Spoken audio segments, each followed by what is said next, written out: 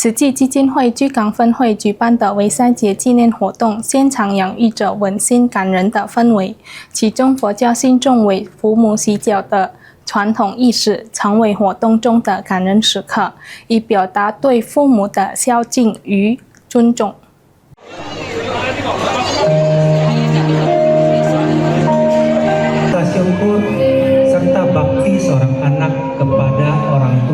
在潍赛节庆典活动中，子女为父母洗脚的仪式现场庄严而感人。不少参与者在拥抱父母并请求祝福时，忍不住流下感动的泪水。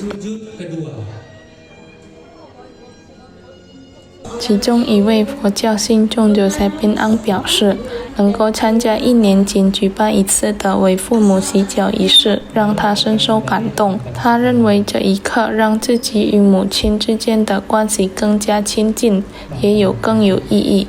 同时提醒自己铭记父母从小到大养育孩子的辛劳与付出。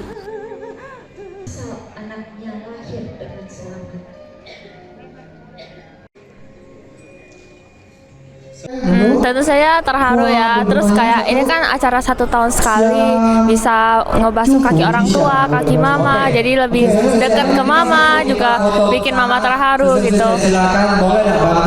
Perasaannya terharu, sedih, terus ngerasa anaknya juga udah gede kan, udah dirawat dari kecil sampai sekarang gede udah.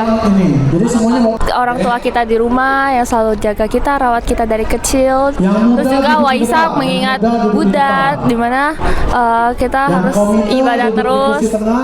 另一位佛教信众尤利也表示，潍赛节中的洗脚传统让现场气氛十分感人，成为拉近亲子关系、促进家庭和睦的重要时刻。Semoga berbahagia selalu lah. Lumayan sih bagus. Bagus ya. Terharu jadi. Iya, apalagi pas basuh kaki tadi sangat menyentuh nian. Itu mengingatkan rasa kita sendiri ya.